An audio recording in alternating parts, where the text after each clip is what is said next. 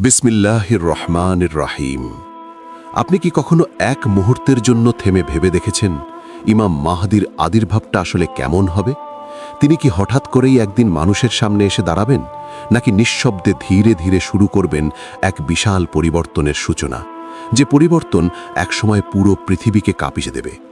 আর সবচেয়ে বড় প্রশ্ন হলো, এই আধুনিক পৃথিবীতে, যেখানে পরাশক্তিদের হাতে রয়েছে ভয়ঙ্কর সব প্রযুক্তি, পারমাণবিক অস্ত্র, আকাশ জুড়ে ছড়িয়ে থাকা স্যাটেলাইট, অদৃশ্য নজরদারির প্রযুক্তি, শক্তিশালী গোয়েন্দা সংস্থা, মিডিয়া, এমনকি প্রতিটি মানুষের ব্যক্তিগত তথ্য পর্যন্ত, সেখানে একজন মানুষ, হ্যাঁ মাত্র একজন মানুষ, কিভাবে দাঁড়াবেন তাদের সামনে? কিভাবে তিনি চ্যালেঞ্জ করবেন সেই শক্তিগুলোকে যারা পুরো পৃথিবীকে নিজেদের নিয়ন্ত্রণে রেখে বসে আছে?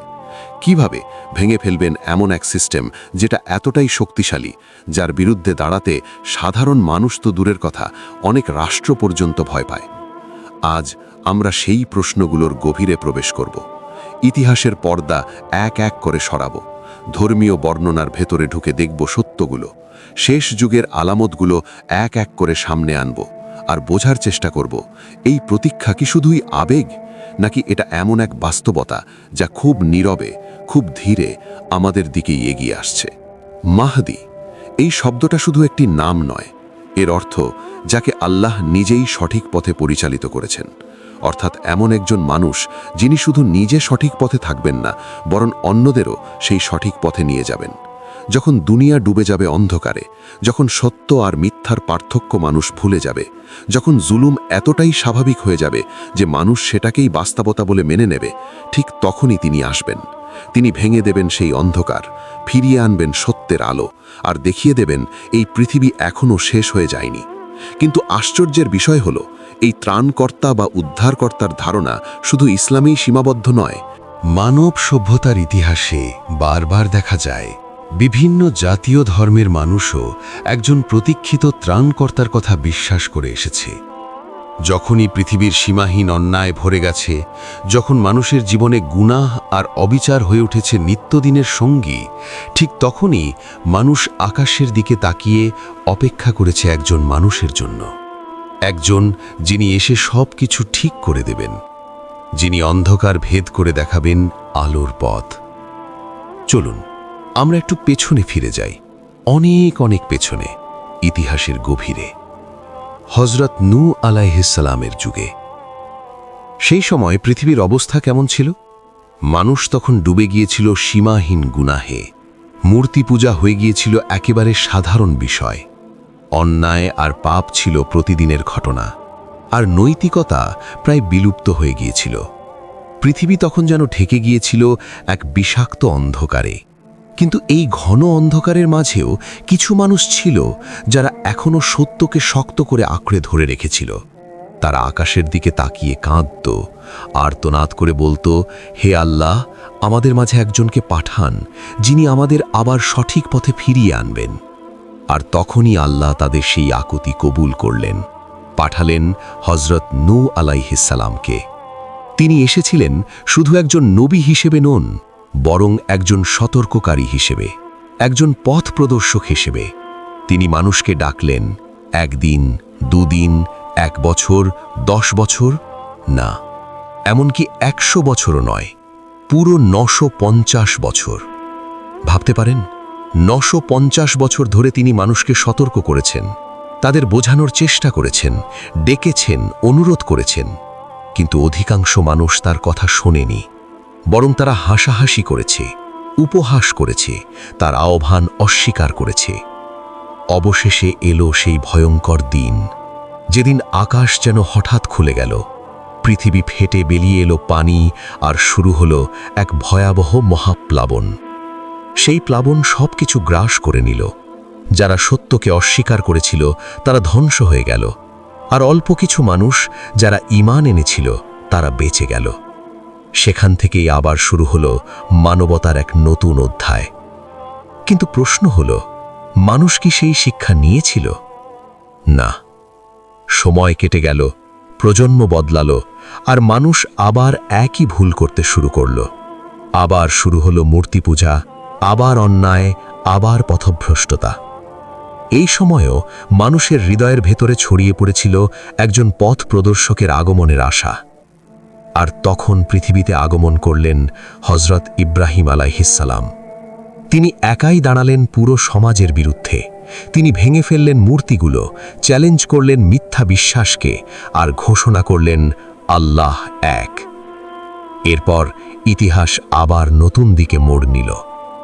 বনি ইসরাইল এক শক্তিশালী জাতি, যারা তখন বসবাস করছিল মিশরে। তারা সংখ্যায় বাড়ছিল, শক্তিতে বাড়ছিল, কিন্তু তাদের উপর শাসন করছিল এক নিষ্ঠুর স্বৈরাচারী শাসক ফেরাউন।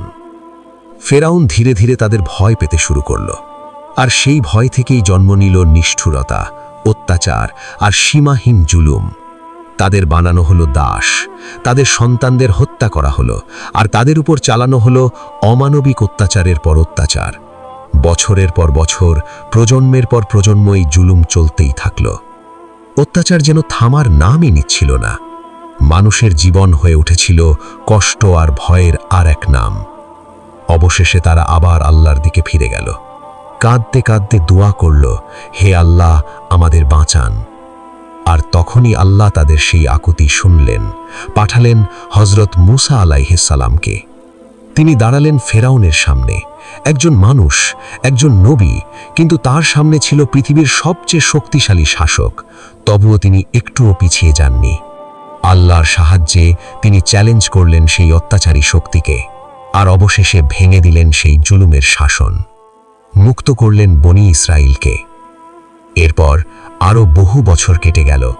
ইতিহাস আবার এগিয়ে গেল, আর শুরু হলো আরেকটি নতুন যুগ, হযরত ঈসা আলাইহিসসালামের যুগ। সেই সময় বনি ইসরায়েল বসবাস করছিল ফিলিস্তিনে, কিন্তু তারা স্বাধীন ছিল না। তাদের মাথার উপর ছিল রোমান শক্তির কঠোর শাসন। বাহ্যিকভাবে তারা ছিল একটি জাতি, কিন্তু ভেতরে ভেতরে তারা ভেঙে পড়েছিল। ধর্মীয় নেতৃত্ব চলে গিয়েছিল এমন কিছু পুরোহিতের হাতে, যারা মানুষের স্বার্থে আল্লাহর বিধানকে বদলে দিতে একটুও দ্বিধা করত না। সত্য তখনও ছিল, কিন্তু তা বিকৃত হয়ে গিয়েছিল। ধর্ম ছিল, কিন্তু তার ভেতরে আর প্রাণ ছিল না। দীর্ঘদিন, খুব দীর্ঘদিন ধরে তাদের মাঝে কোনো নবী আসেননি। আর ঠিক এই দীর্ঘ অন্ধকার সময়ে তাদের হৃদয়ের ভেতরে জন্ম নেয় এক তীব্র প্রতীক্ষা, একজন মাসিহা, একজন ত্রাণকর্তা, যিনি এসে সব কিছু আবার ঠিক করে দেবেন। তাদের ধর্মগ্রন্থে সেই আগমনের কথা লেখা ছিল। প্রজন্মের পর প্রজন্ম সেই ভবিষ্যৎবাণীর কথা শুনে বড় হয়েছি। আজও বাইবেলের ভেতরে সেই প্রতীক্ষার কিছু চিহ্ন রয়ে গেছে। অবশেষে তিনি এলেন, হযরত ঈসা আলাইহিসসালাম। তিনি এলেন অলৌকিক নিদর্শন নিয়ে, এলেন এমন ভাষণ নিয়ে যা মানুষের হৃদয়কে কাঁপিয়ে দিত, এলেন এমন এক সত্য নিয়ে যা মানুষের ভেতর থেকে তাদের বদলে দিতে পারত। কিন্তু ইতিহাসের এক নির্মম সত্য হল, যাদের সবার আগে তাকে চিনে নেওয়ার কথা ছিল, তারাই তার বিরুদ্ধে দাঁড়ালো। তারা তাকে অস্বীকার করল, তার বিরুদ্ধে ষড়যন্ত্র করল, সত্যকে মেনে নিতে পারল না। অবশেষে আল্লাহ তাকে তুলে নিলেন আসমানে। তারপর সময় আবার এগিয়ে চলল। ইতিহাস আবার নতুন এক মোড় নিল। এবার দৃষ্টি পড়ল আরবের দিকে। আর তখন সেখানে দেখা গেল এক ভয়ঙ্কর অন্ধকার। মূর্তি পূজা সেখানে হয়ে উঠেছিল একেবারে স্বাভাবিক বিষয়। গোত্রীয় অহংকার তখন ছিল মানুষের সবচেয়ে বড় পরিচয়। জুলুম আর অত্যাচার ছিল ক্ষমতার প্রতীক। নারীর কোনো সম্মান ছিল না, আর নৈতিকতা প্রায় বিলুপ্ত হয়ে গিয়েছিল। এক কথায় এটা ছিল এমন এক সমাজ যা ধ্বংসের কিনারায় দাঁড়িয়েছিল। কিন্তু আশ্চর্যের বিষয় হল, এই ঘন অন্ধকারের মাঝেও কিছু কিতাবে লেখা ছিল এক মহান নবীর আগমনের ভবিষ্যৎবাণী। অনেক ইহুদি কখন সেই নবীর অপেক্ষায় ছিল। তারা বিশ্বাস করত শেষ যুগের কাছাকাছি একজন মহান রসূল আসবেন। আর তাদের এই অপেক্ষা আজকের মুসলিমদের ইমাম মাহাদির প্রতীক্ষার কথাই আমাদের মনে করিয়ে দেয়। অবশেষে তিনি এলেন, নবী মুহাম্মদ সাল্লাল্লাহু আলাইহি ওয়াসাল্লাম।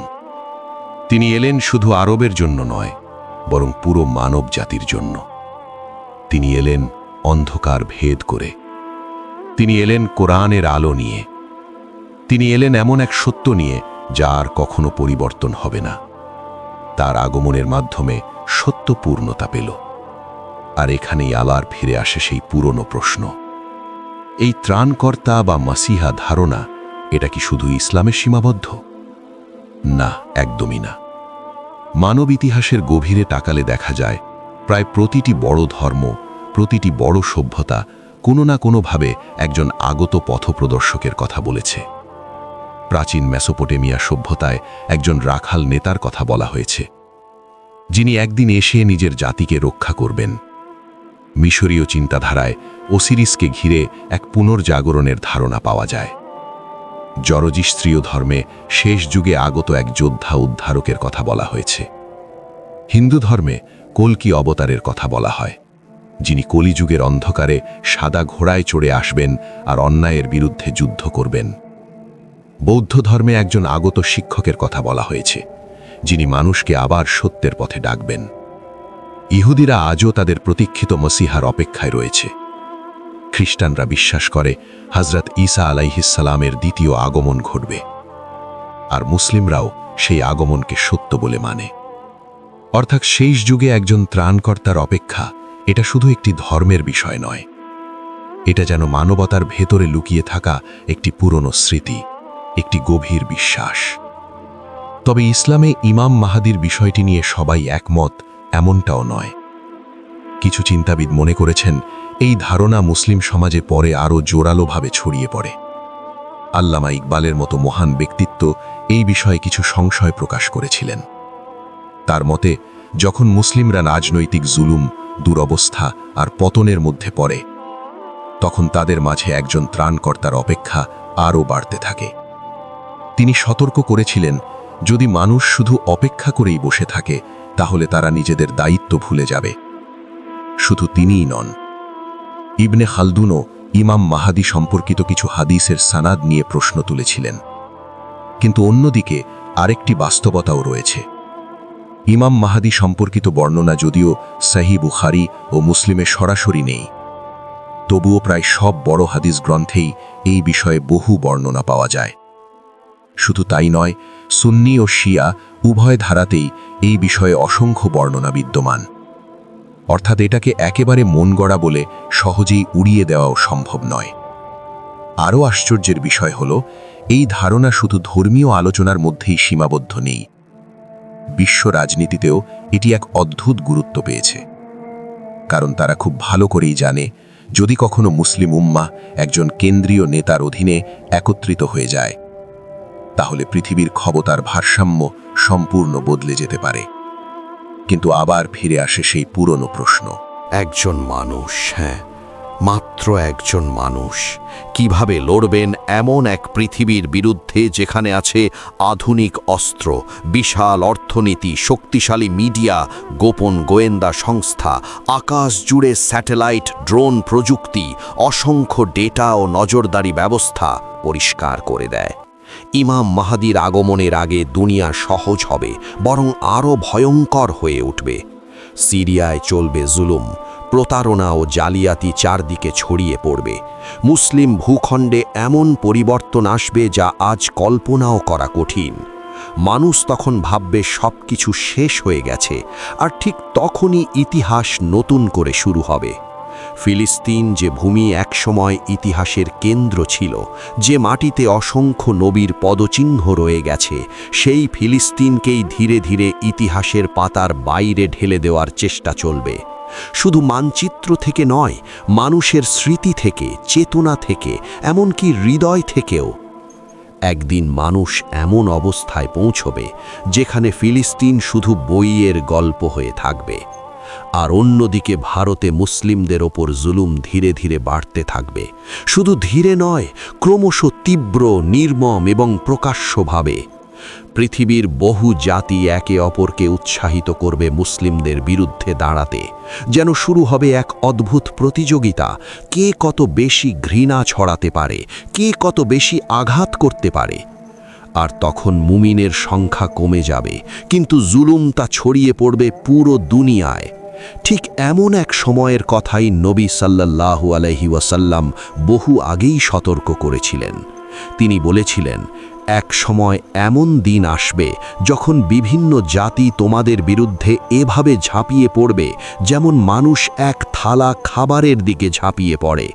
ভাবুন, একটি থালা রাখা আছে আর চারদিক থেকে মানুষ ছুটে আসছে, কেউ থামাচ্ছে না, কেউ বাধা দিচ্ছে না। আজ চারদিকে তাকালে অনেকেই এই হাদিসের বাস্তব প্রতিফলন দেখতে পান। আর ঠিক এই অস্থির ভয়ঙ্কর সময়েই ঘটবে একটি গুরুত্বপূর্ণ ঘটনা। হাদিসে এসেছে আরবের একজন শাসকের মৃত্যু হবে, তারপর ক্ষমতা নিয়ে শুরু হবে বিরোধ, সংঘর্ষ।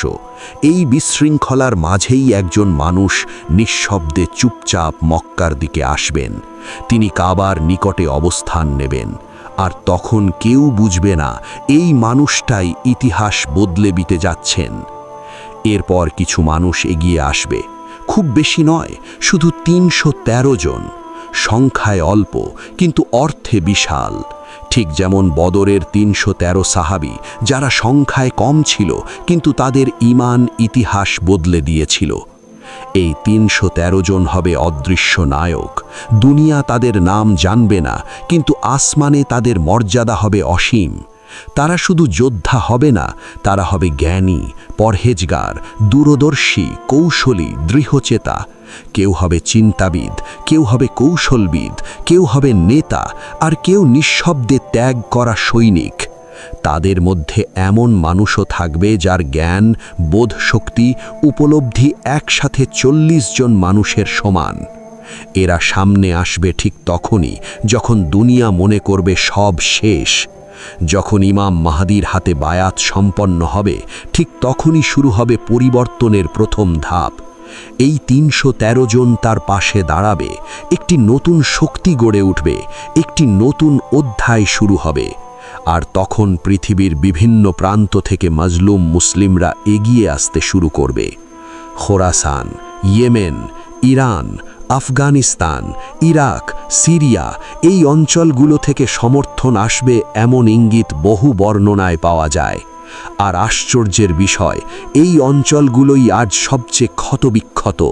যুদ্ধ, দখল, দারিদ্র্য, রক্তপাত, অস্থিরতা, বছরের পর বছর ধরে এই অঞ্চলগুলো যন্ত্রণা বয়ে বেড়াচ্ছে।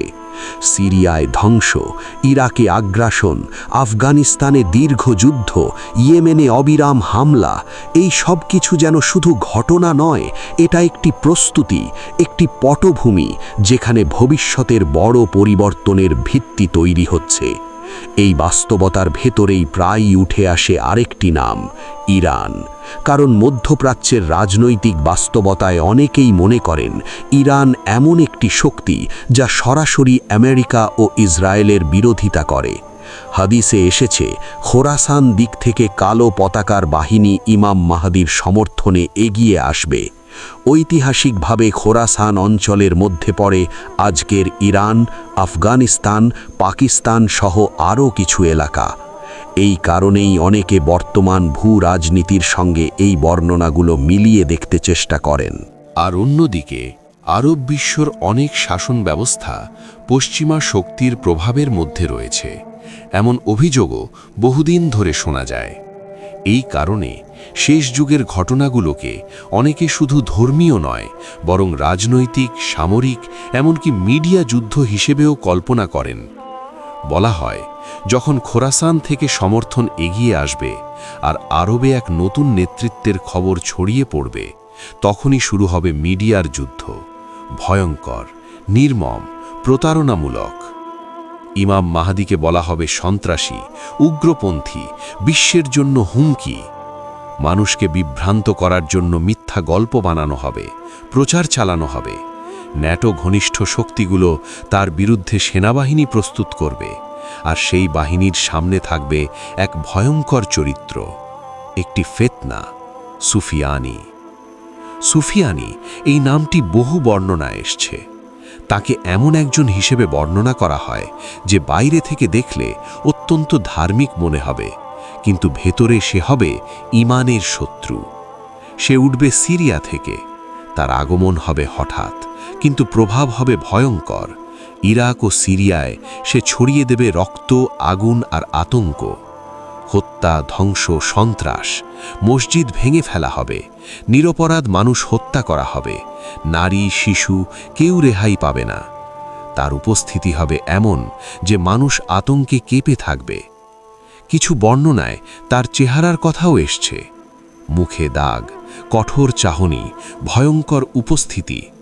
এমনকি বলা হয়েছে সে মুয়াবিয়ার বংশের হবে। এই কারণেই অনেকে মনে করেন সে যেন ইতিহাসের পুরনো দ্বন্দ্বের এক নতুন রূপ, এক নতুন অধ্যায়। বলা হয় এই সুফিয়ানির উত্থান হঠাৎ করে হবে না, বরং একটি বিশৃঙ্খল রক্তাক্ত দীর্ঘ গৃহযুদ্ধের ভেতর থেকেই সে মাথা তুলে দাঁড়াবে। সিরিয়া, আজকের সেই ভাঙা ধস্ত অস্থির ভূমির দিকে তাকালে অনেকের মনেই প্রশ্ন জাগে, এই মাটির বুক থেকেই কি একদিন উঠে আসবে এমন এক ভয়ঙ্কর চরিত্র, যার আগমনে কেঁপে উঠবে পুরো দুনিয়া? তারপর সে সরাসরি চ্যালেঞ্জ ছুড়ে দেবে ইমাম মাহাদির দিকে। সে পাঠাবে এক বিশাল সেনাবাহিনী, লক্ষ্য ইমাম মাহাদিকে থামানো। কিন্তু এখানেই ঘটবে এক অলৌকিক ঘটনা। এই সেনাবাহিনী যখন মরুভূমির ভেতর দিয়ে অগ্রসর হবে, তখন বাইদা নামে একটি স্থানে হঠাৎ মাটি ফেটে যাবে, আর পুরো বাহিনী মুহূর্তের মধ্যে মাটির নিচে তলিয়ে যাবে। কোনো যুদ্ধ নয়, কোনো প্রতিরোধ নয়, শুধু আল্লাহর এক হুকুম, আর সব শেষ। এই ঘটনা হবে এতটাই ভয়ঙ্কর, এতটাই অবিশ্বাস্য যে যারা এতদিন সন্দেহ ছিল তারাও কেঁপে উঠবে। মানুষ ভাববে এটা কোনো সাধারণ ঘটনা নয়। অনেকে তখন ইমাম মাহাদির সত্যতার দিকে ঝুঁকে পড়বে, এমনকি কিছু অমুসলিমও তাকে চিনতে শুরু করবে, গ্রহণ করতে শুরু করবে। কিন্তু সবাই না, সবাই কখনোই সত্য গ্রহণ করে না। অনেক দুনিয়া প্রেমিক, অনেক সুবিধাবাদী মুখ, অনেক মিডিয়া প্ল্যাটফর্ম তখনও মানুষকে বিভ্রান্ত করার চেষ্টা করবে। তারা বলবে, না, এটা সত্য নয়, এটা একটা নাটক, এটা প্রতারণা। কেন? কারণ তারা বুঝে গেছে এই মানুষটি শুধু নেতা নয়, এই মানুষটি পুরো বৈশ্বিক ক্ষমতা ব্যবস্থার জন্য সরাসরি হুমকি। পরবর্তী সংঘর্ষ থেমে থাকবে না, বরং আরও বড় যুদ্ধ শুরু হবে।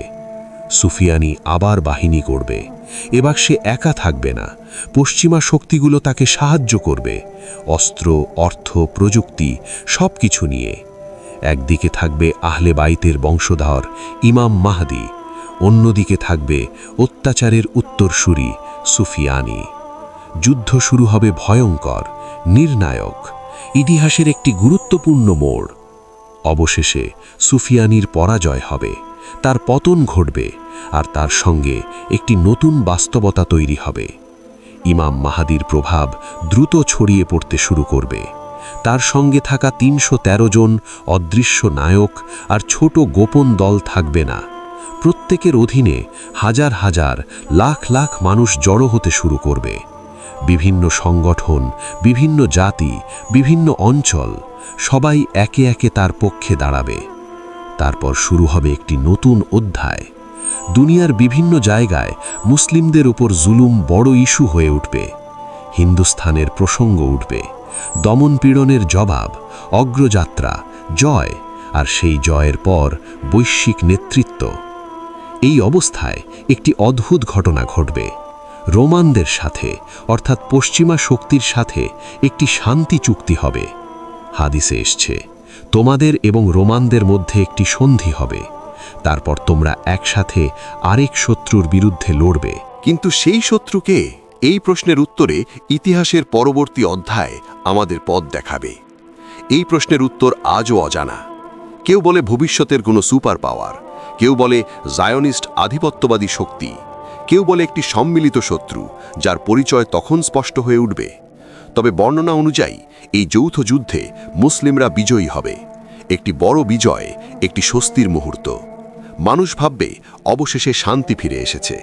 কিন্তু না, এটাই শেষ নয়, এটাই শুরু আরও বড় এক অন্ধকারের।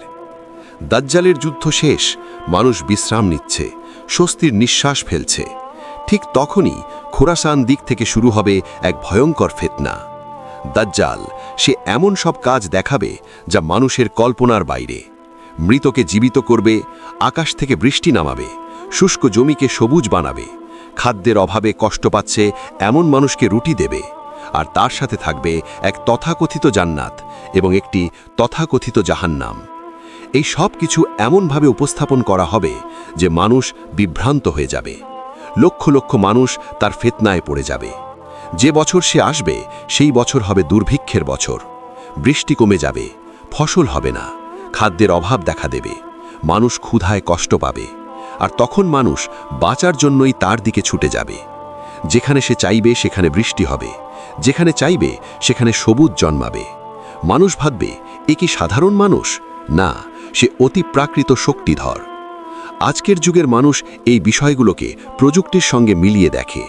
কেউ বলে ক্লাউড সিডিং, আবহাওয়া নিয়ন্ত্রণ, স্যাটেলাইট সিস্টেম।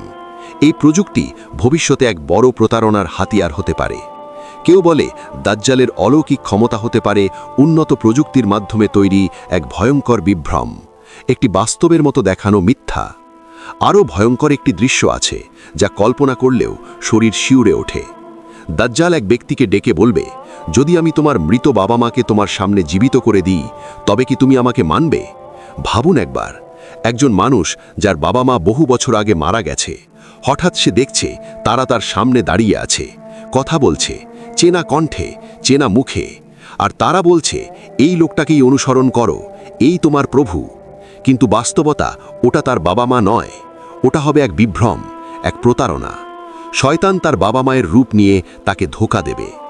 আজকের যুগে দাঁড়িয়ে এই বর্ণনাটা শুনলে অনেকেই থমকে যায়, কারণ আমরা এমন এক সময়ে আছি যেখানে বাস্তব আর মায়ার সীমারেখা ধীরে ধীরে মুছে যাচ্ছে। AI, deep fake, holography, virtual reality, neural interface, এসব প্রযুক্তি এখন আর কল্পনা নয়, বাস্তব।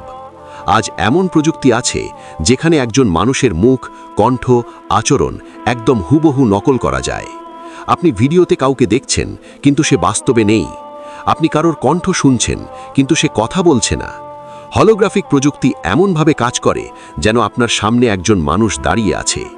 রোবোটিক প্রযুক্তি মানুষের মতো প্রতিক্রিয়া দিতে পারে, আর মস্তিষ্কে প্রভাব বিস্তারকারী প্রযুক্তি দিন দিন আরও উন্নত হচ্ছে। তাই অনেকেই মনে করেন দাজ্জালের ফিতনা শুধু আধ্যাত্মিক হবে না, বরং প্রযুক্তি নির্ভর এক বিশাল প্রতারণা, একটি বিভ্রম যা এতটাই বাস্তব মনে হবে যে মানুষ সত্য আর মিথ্যার পার্থক্য ভুলে যাবে। তার অনুসারীদের মধ্যে থাকবে অনেক সাধারণ মানুষ যাদের জ্ঞান কম, অসংখ্য নারী, একদল ইহুদি এবং এমন কিছু মুসলমানও যারা দাজ্জালের ফিতনার কথা জানলেও তার ফাঁদে পড়ে যাবে। এই কারণেই নবী সাল্লাল্লাহু আলাইহি ওয়াসাল্লাম বলেছেন যে আদম আলাইহিস সালাম থেকে কেয়ামত পর্যন্ত দাজ্জালের চেয়ে বড় ফিতনা নেই। কোনো নবী নিজের উম্মতকে দাজ্জাল সম্পর্কে সতর্ক না করে যাননি। রাসূলুল্লাহ সাল্লাল্লাহু আলাইহি ওয়াসাল্লাম নিজেও নামাজে এই ফিতনা থেকে আল্লাহর কাছে আশ্রয় চাইতেন।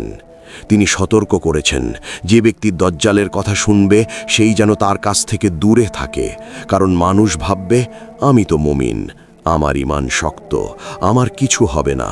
কিন্তু যখন সে সামনে যাবে, দাজ্জালের বিভ্রণ, প্রলোভন, ভয়, খাদ্যের নিয়ন্ত্রণ, তার দেখানো তথাকথিত জান্নাত জাহান্নামের সামনে অনেক মানুষ ভেঙে পড়বে।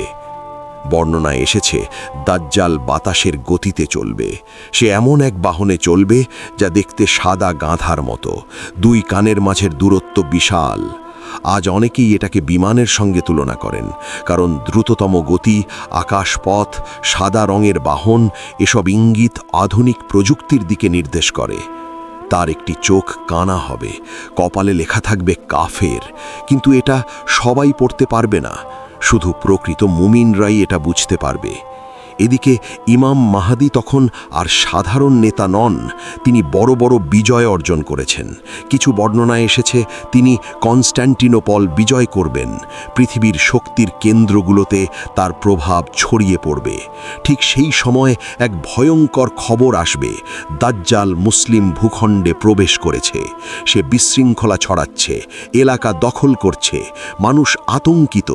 ইমাম মাহাদি তার বাহিনী নিয়ে সিরিয়ার দিকে অগ্রসর হবেন, কিন্তু সেখানে পৌঁছে তিনি বুঝবেন এই শত্রু সাধারণ নয়। দাজ্জালের শক্তি এমন পর্যায়ে পৌঁছেছে যে সরাসরি যুদ্ধ করে তাকে হারানো প্রায় অসম্ভব। ঠিক তখনই ঘটবে ইতিহাসের সবচেয়ে মহিমান্বিত ঘটনা। আসমান থেকে নেমে আসবেন হজরত ঈসা আলাহিসাল্লাম। দামেস্কের পূর্ব দিকে এক সাদা মিনার বিশিষ্ট মসজিদের কাছে 2 ফেরেশতার ডানায় হাত রেখে তিনি অবতরণ করবেন। তার গায়ে থাকবে হালকা জাফরানি রঙের পোশাক, আর তার মাথা থেকে পানির ফোঁটার মতো ঝরবে আভা। এক অপার্থিব দৃশ্য, যা দেখে মানুষ বুঝবে এটি কোনো সাধারণ ঘটনা নয়। এখন প্রশ্নটা ফিরে আসে, এই ঘটনার আগে আর কি কি লক্ষণ পূর্ণ হবে? হাদিসে এসেছে পৃথিবী জুলুমে ভরে যাবে। আজকের বাস্তবতা দেখুন, ফিলিস্তিন, Syria, Iraq, Afghanistan, Yemen, Kashmir, Muslim দেশগুলিতে পুতুল সরকার, সুদে দাঁড়ানো অর্থনীতি, মুসলিমদের উপস্থাপন করা হচ্ছে সন্ত্রাসী হিসাবে, আর কিছু মানুষ দুনিয়ার স্বার্থে ধর্ম বিক্রি করছে। সব মিলিয়ে পৃথিবী সত্যিকারের জুলুমে ভরে গেছে। আরও একটি লক্ষণ, অন্ধকার রাতের মতো ফিতনা আসবে। এক ধরনের ফিতনা যেখানে একজন মানুষ সকালে মুমিন আর রাতে মুনাফিক হয়ে যাবে। ভাবুন কতটা ভয়ঙ্কর সময়, যেখানে ঈমানও স্থির থাকবে না। আজকের যুগে মিডিয়া সবচেয়ে শক্তিশালী অস্ত্র। প্রোপাগান্ডা, সত্য মিথ্যার মিশ্রণ, বিভ্রান্তিকর বক্তব্য মানুষের চিন্তাকে এমনভাবে প্রভাবিত করছে যে আজ অনেকেই বুঝতেই পারে না কোনটা সত্য, কোনটা সাজানো গল্প। একটি মিথ্যা বারবার বলা হলে মানুষ সেটাকেই সত্য মনে করতে শুরু করে। এই কারণেই শেষ যুগের ফিতনা হবে আরও ভয়ঙ্কর। বর্ণনা এসেছে ইয়েমান থেকে একজন মানুষ বের হবেন। তিনি মানুষকে সত্যের দিকে ডাকবেন, ইমাম মাহদির দিকে। তিনি হবেন এমন একজন যিনি মানুষকে বিভ্রান্তির অন্ধকার থেকে বের করে সঠিক পথ দেখাবেন। আজকের বাস্তবতায় কেউ কেউ ইয়েমেনের বিভিন্ন আন্দোলন, দল, ঘটনা এই বর্ণনার সাথে মিলিয়ে দেখার চেষ্টা করেন। আর পূর্ব দিক থেকে এক বিশাল আগুন দেখা যাবে, কয়েক রাত ধরে দেখা যাবে। মানুষ আতঙ্কিত হয়ে পড়বে। এটি কি একটি বিশাল অগ্নিকাণ্ড, একটি বড় যুদ্ধ, নাকি একটি পারমাণবিক বিস্ফোরণ? কেউ জানবে না, শুধু ইতিহাসই একদিন সত্য প্রকাশ করবে। আধুনিক যুগে দাঁড়িয়ে এই ব্যাখ্যা উঠে আসে, কারণ আজকের প্রযুক্তি এমন পর্যায়ে পৌঁছেছে যেখানে একটি বিস্ফোরণ পুরো পৃথিবীকে কাঁপিয়ে দিতে পারে। আরও একটি ভয়ঙ্কর আলামত, কাবার নিকটে একজন নেককার মানুষকে হত্যা করা হবে। তাকে বলা হয় নফসে জাকিয়া, একটি পবিত্র আত্মা। অনেকেই মনে করেন তিনি হবেন এমন একজন সত্যবাদী মানুষ যিনি অন্যায়ের বিরুদ্ধে দাঁড়াবেন, সত্য কথা বলবেন, আর সেই কারণেই তাকে হত্যা করা হবে। সব মিলিয়ে শেষ যুগের আলামতগুলো এমনভাবে আসবে যেন তসবি ছিঁড়ে গেলে দানাগুলো একের পর এক পড়ে, সুযোগ থাকবে না, ফিরে যাওয়ার সুযোগ থাকবে না। এবার চলুন যাই সবচেয়ে আবেগঘন দৃশ্যে। একটি মসজিদ, নীরবতা, গভীরতা, অদ্ভুত পরিবেশ। মুসলিম বাহিনী দাঁড়িয়ে আছে, নামাজের জন্য প্রস্তুত, সামনে ইমাম মাহদি। ঠিক সেই সময় মসজিদের ভেতরে প্রবেশ করেন হজরত ঈসা আলাইহিসসালাম। এক অবর্ণনীয় মুহূর্ত। মানুষ স্তব্ধ, ইতিহাস যেন থেমে গেছে। ইমাম মাহদি এগিয়ে দেবেন, আপনি ইমামতি করুন। কিন্তু হজরত ঈসা আলাইহিসসালাম বলবেন, না, একামত তো আপনার জন্যই হয়েছে। আপনি এই উম্মতের নেতা, আমি এই উম্মতের একজন সদস্য হিসেবে আপনার পেছনে নামাজ আদায় করব। ইমাম মাহদি ইমামতি করবেন। এই দৃশ্য ইতিহাসে এক অনন্য মুহূর্ত হয়ে থাকবে। নামাজ শেষ, কিন্তু যুদ্ধ শেষ নয়। এবার শুরু হবে সবচেয়ে বড় মোকাবেলা। নেতৃত্বের কেন্দ্রবিন্দুতে থাকবেন হজরত ঈসা আলাইহিসসালাম, কারণ সামনে দাজ্জাল, এক শত্রু যার হাতে আছে প্রযুক্তি, বিভ্রম, মিডিয়া, বিশ্বশক্তির সমর্থন, লক্ষ লক্ষ অনুসারী। হজরত ঈসা আলাইহিসসালাম মুসলিমদের সাহস যোগাবেন। মানুষ বুঝবে তাদের মাঝে একজন নবী উপস্থিত, একজন রাসূল, আল্লাহ প্রেরিত একজন। যখন দাজ্জাল জানতে পারবে ঈসা আলাইহিসসালাম নেমে এসেছেন, সে পালাতে চাইবে। হাদিসে এসেছে দেখা মাত্রই সে লবণের মতো গলতে শুরু করবে। সে পালাবে লুদ নামের স্থানে, যা আজকের ইসরায়েলের লুদ এলাকা, যেখানে এখন বেনগুরিয়ন বিমানবন্দর। কিন্তু সে পারবে না। ঈসা আলাইহিসসালাম সেখানেই তাকে ধরে ফেলবেন এবং হত্যা করবেন। তার রক্ত প্রবাহিত হবে। সত্য প্রকাশ পাবে। মানুষ বুঝবে যাকে এতদিন খোদা মনে করা হচ্ছিল সে আসলে এক প্রতারক, এক মিথ্যাবাদী, এক ফিতনার উৎস। দাজ্জালের পতনের সাথে সাথে তার সব বিভ্রম ভেঙে পড়বে। তার সেনাবাহিনী ছত্রভঙ্গ হবে। অনেক মানুষ সত্যের দিকে ফিরে আসবে। কেউ ইসলাম গ্রহণ করবে, কেউ পালিয়ে যাবে, কেউ ধ্বংস হয়ে যাবে। যুদ্ধের পর ঈসা আলাইহিসসালাম ও ইমাম মাহদী মানুষের দিকে ডাক দেবেন দ্বীনের পথে, সত্যের পথে। দাজ্জালি ব্যবস্থা শেষ হয়ে যাবে, এক যুগের অবসান ঘটবে এবং শুরু হবে এক নতুন অধ্যায়। হযরত ঈসা আলাইহিসসালাম তখন দুনিয়ার সবচেয়ে বড় নেতা হবেন, কিন্তু তিনি নতুন শরীয়ত আনবেন না।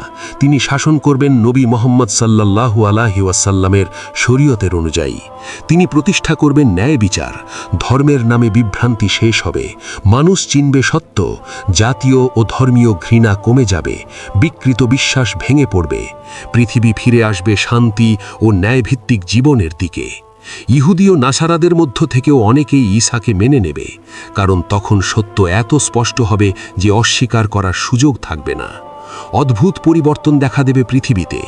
সম্পদ এত প্রচুর হবে যে জাকাত নেবার মতো মানুষ খুঁজে পাওয়া কঠিন হয়ে যাবে। মানুষ দান করতে চাইবে, কিন্তু গ্রহণ করার মতো কেউ থাকবে না। জমিনে বরকত নেমে আসবে, ফসল প্রচুর হবে, প্রকৃতি শান্ত হয়ে যাবে। নিকড়ে ও বকরি একসাথে থাকবে, শিশুরা সাপের সাথে খেলবে, কিন্তু কোনো ক্ষতি হবে না। এটি শুধু পরিবর্তন নয়, একটি অনন্য শান্তির যুগ। ভয়, অস্থিরতা, অন্যায় কিছুই থাকবে না। ইমাম মাহদী থাকবে ঈসার সঙ্গে, কিন্তু তার দুনিয়ার জীবন দীর্ঘ নয়। বর্ণনায় এসেছে ঈসা প্রকাশের পর 7-8 বছর থাকবেন। একদিন তিনি ইন্তেকাল করবেন। এক আবেগঘন মুহূর্ত, এক মহান নেতার বিদায়। হযরত ঈসা আলাইহিসসালাম নিজেই তার জানাজা পড়াবেন, আর দাফন হবে মদিনায়। কিন্তু এখানেই কি শেষ? না, পরবর্তী অধ্যায় আরও ভয়ঙ্কর পরীক্ষা শুরু হবে, ইয়াজুজ ও মাজুজ। এই অংশটি বোঝার জন্য ফিরতে হবে বহু হাজার বছর পেছনে, এক ভিন্ন সময়, এক ভিন্ন জগৎ। পারস্য, এক শক্তিশালী সাম্রাজ্য, এক ন্যায়পরায়ণ শাসক, জুলকারনাইন। তিনি সাধারণ রাজা নন, শক্তিশালী, জ্ঞানী, ন্যায়পরায়ণ। আল্লাহ তাকে বিশেষ ক্ষমতা দিয়েছেন। তিনি ভ্রমণ করেছেন, পূর্বে গেছেন, পশ্চিমে গেছেন, বিভিন্ন জাতিকে একত্রিত করেছেন। তার মিশন ন্যায় প্রতিষ্ঠা। দৃশ্য 2, পাহাড়ের মধ্যে সংকীর্ণ উপত্যকা, চারপাশে পাহাড়ের ছায়া, ছায়াপথের মতো অন্ধকার রেখা, আর ঝড়ের আগের সেই ভারী স্তব্ধ নীরবতা। বাতাস থমকে আছে, কিন্তু মানুষের বুকের ভেতর ঝড় বয়ে যাচ্ছে। মানুষ ভয়ে ও হতাশায় জড়িয়ে আছে, তাদের চোখে আতঙ্ক, কণ্ঠে আর্তনাদ। মানুষের চিৎকার ভেসে আসে, হে জুলকারনাইন, ইয়াজুজ ও মাজুজ আমাদের উপর অত্যাচার করছে, আমাদের জীবন দুর্বিষহ হয়ে গেছে। আপনি কি আমাদের জন্য একটি প্রাচীর তৈরি করতে পারেন? আমরা আপনাকে আমাদের সম্পদ দেব। জুলকারনাইন শান্ত কণ্ঠে বললেন, আমার রব আমাকে যা দিয়েছেন তা তোমাদের সম্পদের চেয়ে অনেক উত্তম। তোমরা শুধু আমাকে সাহায্য করো। দৃশ্য বদলায়। শুরু হয় এক বিশাল নির্মাণযজ্ঞ। লোহা আনা হলো, ভারী, কালো, শক্ত। আগুন জ্বালানো হলো, শিখা আকাশ ছুতে যায়। গলিত ধাতু ঢালা হলো, লাল অগ্নির মতো প্রবাহিত হচ্ছে। ধীরে ধীরে 2 পাহাড়ের মাঝখানে দাঁড়িয়ে গেল এক বিশাল প্রাচীর। এত উঁচু যেন আকাশ ছুঁয়েছে, এত মজবুত যেন ভেদ করা অসম্ভব। ধাতু ঝলমল করছে, আগুনের উজ্জ্বলতা চারপাশে প্রতিফলিত হচ্ছে।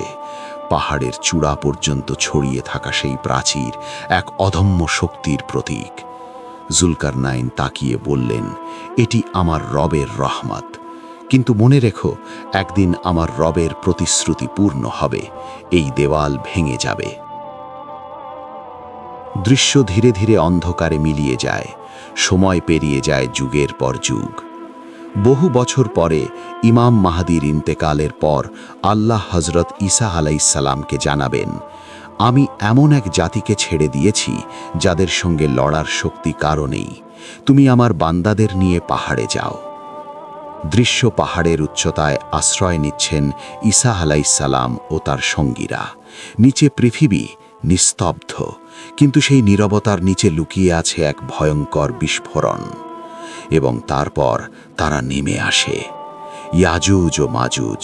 তাদের আগমন যেন বাঁধ ভেঙে যাওয়া স্রোত, অপ্রতিরোধ্য, অপ্রতিহত, ভয়ঙ্কর।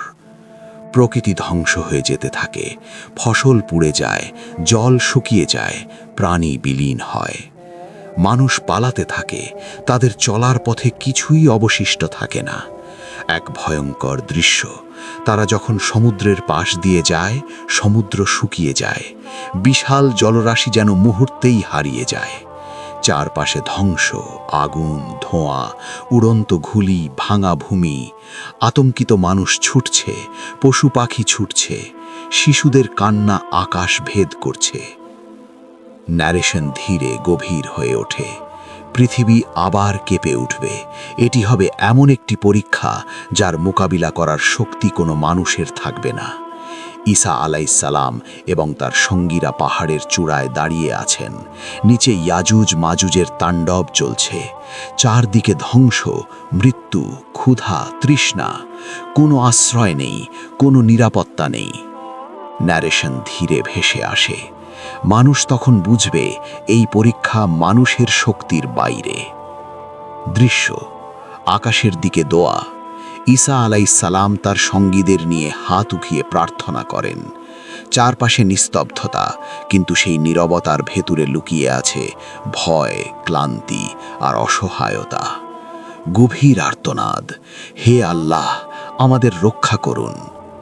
ন্যারেশন, আল্লাহ সেই দোয়া কবুল করবেন, তবে অবিশ্বাস্যভাবে। দৃশ্য, আল্লাহর সাহায্য। আল্লাহ পাঠাবেন এক ক্ষুদ্র পোকা যা ইয়াজুজ মাজুজের ঘাড়ে প্রবেশ করবে। কোনো যুদ্ধ নয়, কোনো সেনাবাহিনী নয়, শুধু একটি অদৃশ্য আঘাত। এক রাতের মধ্যে সব শেষ। ভিজুয়াল, পৃথিবী ভরে গেছে ইয়াজুজ মাজুজের লাশে।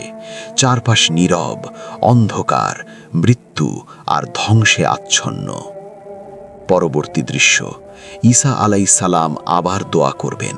এবার আল্লাহ পাঠাবেন দীর্ঘ ঘাড়ওয়ালা বিশাল পাখি, যারা লাশগুলো একে একে তুলে দূরে ফেলে নিয়ে যাবে। ধীরে ধীরে পৃথিবী পরিষ্কার হয়ে যাবে, বাতাস স্বচ্ছ হবে, মাটি আবার শ্বাস নেবে। ন্যারেশন, আর তারপর শুরু হবে এক নতুন অধ্যায়, নির্মল, শান্ত, মানবিক এক যুগ। দৃশ্য, নতুন যুগের জীবন। ঈসা আলাইহিসসালাম মানুষের মাঝে থাকবেন, মানুষকে পথ দেখাবেন, ন্যায় ও সত্য প্রতিষ্ঠা করবেন। তিনি বিবাহ করবেন, তার সন্তান হবে। একদিন তিনি ইন্তেকাল করবেন, তাকে দাফন করা হবে মদিনায়, নবী মুহাম্মদ সাল্লাল্লাহু আলাইহি ওয়াসাল্লামের নিকটে। ন্যারেশন ধীরে গভীর হয়। এভাবেই শেষ হবে এক বিশাল অধ্যায়। কিন্তু এই গল্পের মূল শিক্ষা কি? মূল বক্তব্য, ইমাম মাহদীর আগমন শুধু গল্প বা কল্পনা নয়, এটি বাস্তব, গভীর এবং মুসলিমদের জন্য একটি সতর্ক বার্তা। প্রশ্ন আমাদের জন্য, আমাদের ঈমান কেমন? আমরা কি সত্যের পক্ষে দাঁড়াতে প্রস্তুত? আমরা কি মিথ্যার ভেড়ে সত্য চিনতে পারি? আমরা কি আল্লাহর সন্তুষ্টিকে বেছে নিতে পারি? ন্যারেশন, ইতিহাস বারবার দেখিয়েছে ত্রাণকর্তা তখনই আসে যখন অন্ধকার সবচেয়ে ঘন হয়ে যায়। সত্যিকারের মুমিন তারা, যারা শুধু অপেক্ষা করে না, বরং নিজেদের প্রস্তুত করে। সত্যকে ভালোবাসুন, জুলুমকে ঘৃণা করুন, আল্লাহর দিকে ফিরে আসুন। ভবিষ্যৎ যাই হোক, শেষ পর্যন্ত সফলতা তাদেরই যারা সত্যের পথে অটল থাকে। প্রিয় ভাই ও বোনেরা, তুমি দেখছো তোমার প্রিয় চ্যানেল নূর ন্যারেটিভস টিভি। তোমার দোয়া ও ভালোবাসায় আমাদের পরিবার এক প্রায় 60,000 সাবস্ক্রাইবার চ্যানেল। ইনশাআল্লাহ তোমার সহযোগিতা থাকলে আমরা আরও দূর এগিয়ে যেতে পারব। এই দাওয়ার যাত্রায় পাশে থাকো, সাবস্ক্রাইব করো এবং নোটিফিকেশন অন রাখো। একটি গুরুত্বপূর্ণ বিষয় জানিয়ে রাখি, এই ভিডিওতে ব্যবহৃত সকল ফুটেজ, ছবি ও ভিজুয়াল উপস্থাপনাগুলো শুধুমাত্র বিষয়টি সহজভাবে বোঝানোর জন্য। বাস্তবতার সাথে এগুলোর কোনো প্রত্যক্ষ মিল নেই, অতএব অনুগ্রহ করে এগুলোকে বাস্তব দৃশ্য হিসাবে গ্রহণ করো না। ভিডিওতে যদি অনিচ্ছাকৃতভাবে কোনো ভুল বা ত্রুটি হয়ে থাকে তাহলে ক্ষমার দৃষ্টিতে দেখো। আমরা সর্বোচ্চ চেষ্টা করি সহি ও নির্ভরযোগ্য তথ্য উপস্থাপন করতে। তোমার গঠনমূলক পরামর্শ আমাদের কাজকে আরও উন্নত করবে। আর জানাও তুমি কোন দেশ থেকে আমাদের ভিডিও দেখছো। কমেন্টে লিখে জানাও, আমরা প্রতিটি মূল্যবান মতামত পড়ি এবং উত্তর দেওয়ার চেষ্টা করি। আল্লাহ তাআলা আমাদের সবাইকে সুস্থ রাখুক, নিরাপদ রাখুক, ঈমানের ওপর অটল রাখুক এবং দীর্ঘ হায়াত দান করুক। আজকের মতো এখানেই বিদায় নিচ্ছি। সকলের জন্য রইল আন্তরিক দোয়া। আসসালামু আলাইকুম ওয়া রাহমাতুল্লাহি ওয়া বারাকাতুহু।